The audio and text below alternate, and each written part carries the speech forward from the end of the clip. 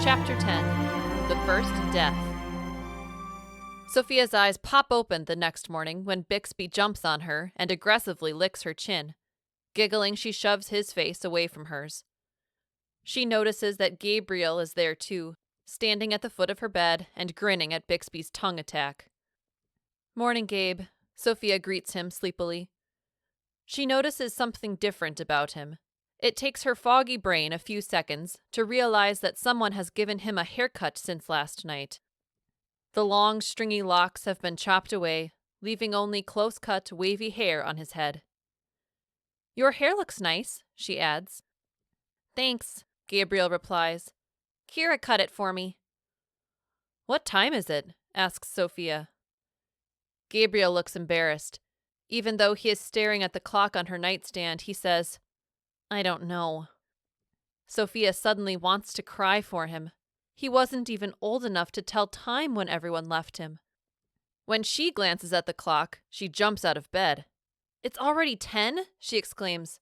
"Ugh, why do I keep sleeping in so late? What's everyone else doing?" "Actually," says Gabriel, "they're having a meeting. They sent me upstairs so I wouldn't hear what they were talking about." Any lingering drowsiness vanishes instantly as Sophia says, "They're talking about us, whether or not they're gonna take us with them. Come on." Sophia tells Bixby to stay in her bedroom, then tiptoes down the stairs. Gabriel trails behind. He looks confused about the sneaking around until Sophia tells him, "We need to listen in and spy on them. Are they in the big living room, where we watched Star Wars?" Gabriel nods. They creep like ninjas, from the bottom of the stairs to the corner that separates kitchen from living room. They can't get any closer than this without being seen, so they hide there, out of sight, and strain their ears to listen to the voices in the next room. They hear Kyla first as she asks, "Why Norway?" She merely sounds curious, not challenging. "Shouldn't we head south? The closest piece looks like it's in Mexico." "Because," replies Ettore, "Lynn will be going to Norway." "How do you know?" asks Dario.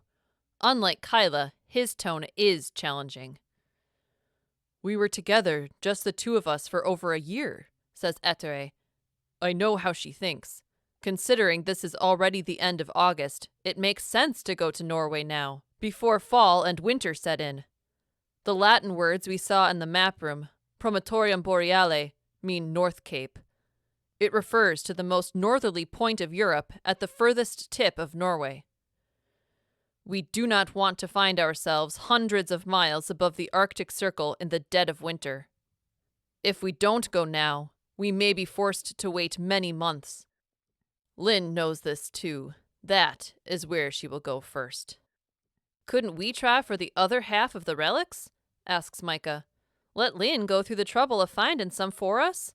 Maybe we could work something out with her later on." "Wishful thinking," Ettore replies.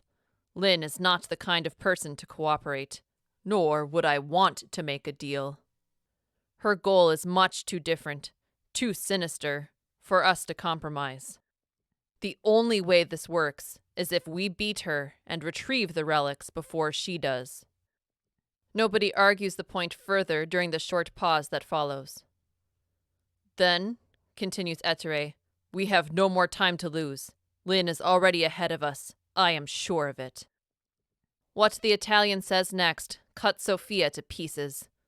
We must say our goodbyes to the children and be on our way. Sophia can't believe what she's hearing. The twisting blade of his words pierces her gut. The sky-high hopes, the promise of adventure and purpose and belonging, are suddenly nothing more than the fragmented remains of a smashed mirror. Her heartbreak is replaced quickly by rage. Flying around the corner and into full view of the others, Sophia cries out, "Are you serious? You can't leave us behind. You just can't." As if he half expected her to be eavesdropping, Ettore fixes his calm gaze on her. He says, "I am truly sorry. We already discussed the matter. The majority does not believe it is wise to bring 2 children with us. And, I admit, I am one of them."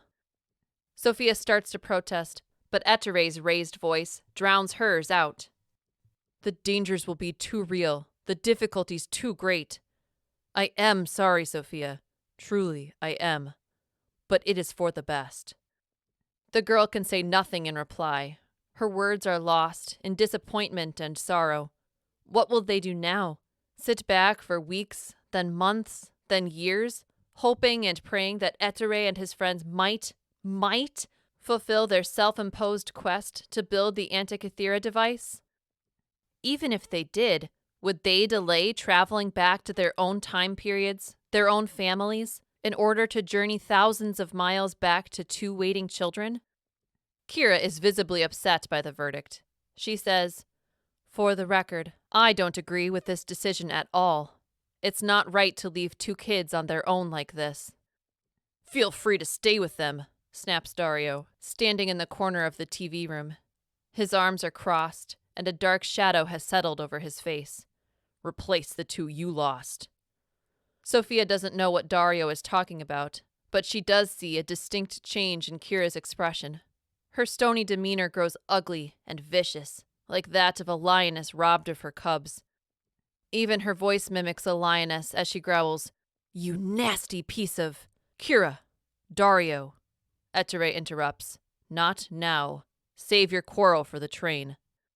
Dario shrugs and stares at his feet. Even he knows he crossed a line.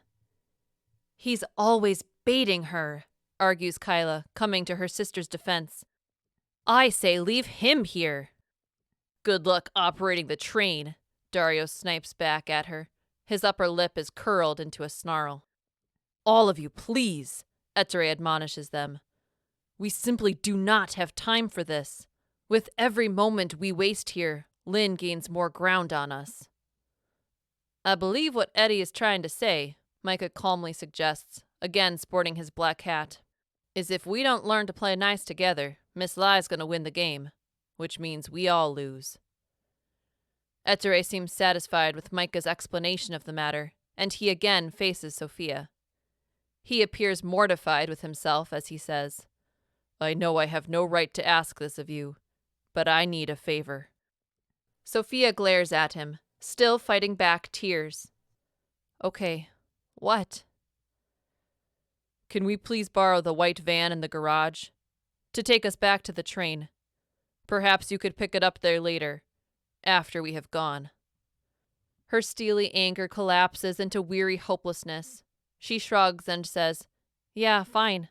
Keys hanging on the fridge." The time it takes them to leave her home is both eternal and instantaneous. Sophia sits on the sofa and stares at the television screen, dazed, unable to believe their new friends are abandoning them.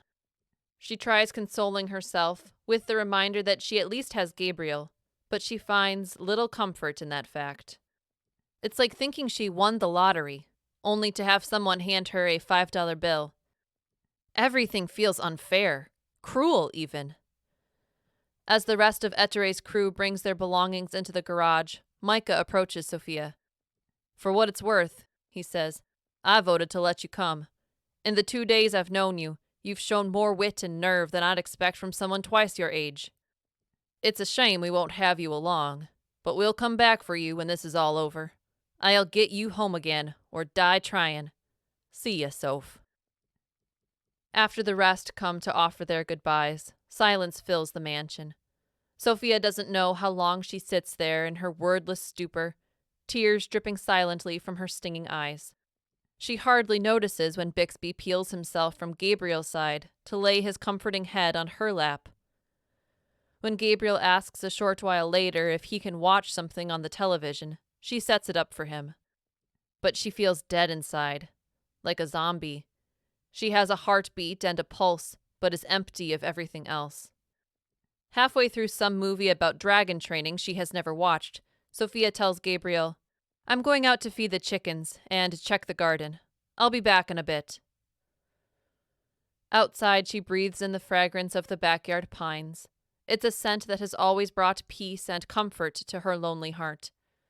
Not today, though. The chicken enclosure lies a short distance downhill from the house, bordering the first trees of the forest.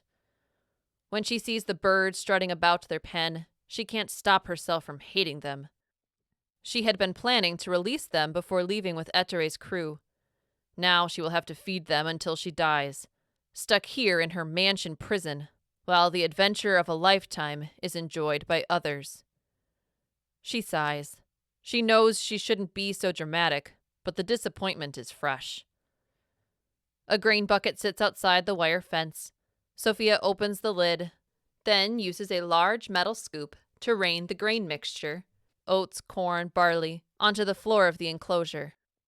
Like crazed, feathered piranhas, the chickens streak toward her from every corner of the coop.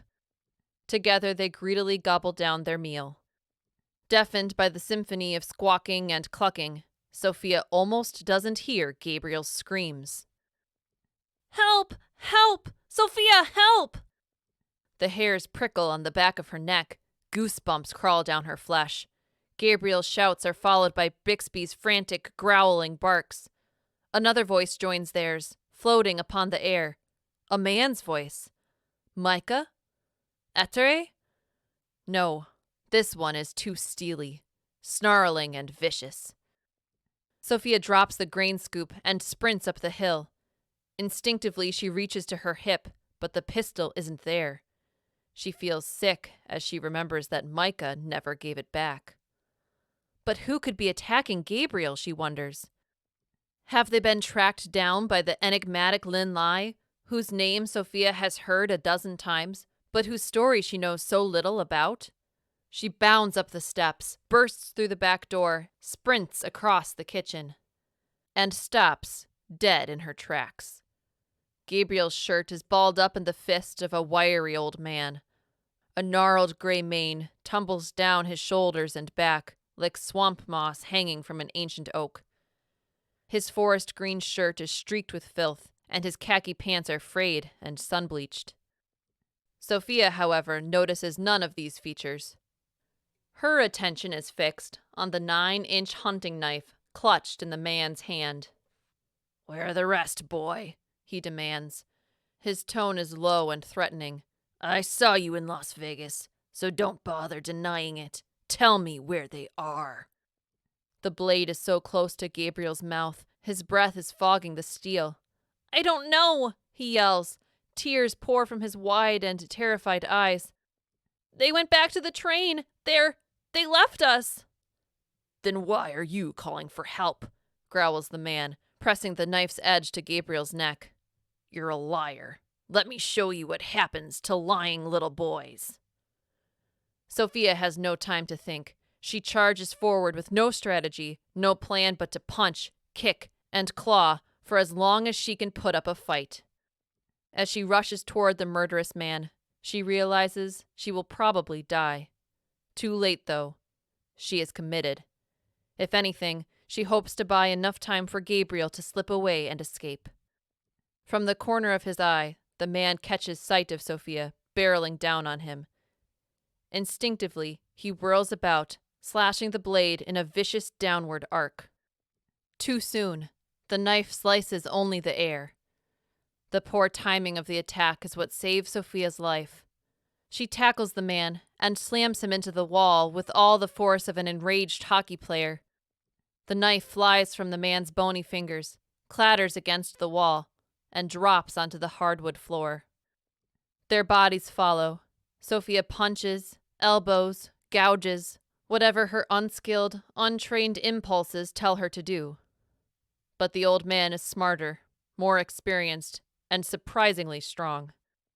He wrestles his younger opponent into submission until Sophia's back is flat against the ground.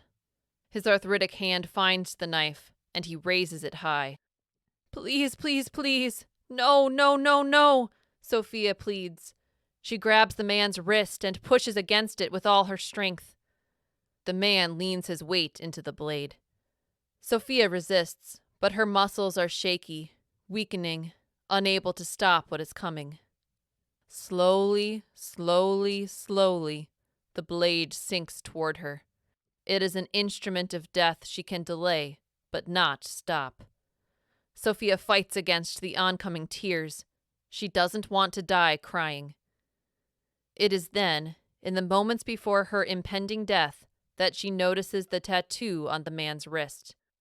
The ink is faded, but still clear enough to make out the details of an ornate letter I written in some kind of fancy Latin script.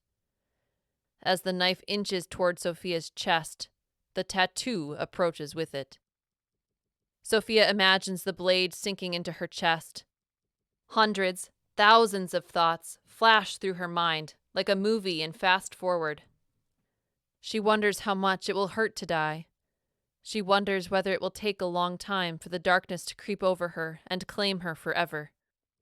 She wonders whether the man will kill Gabriel too, and if their souls, their spirits, will be together once it's all over. But Sophia never gets her answers.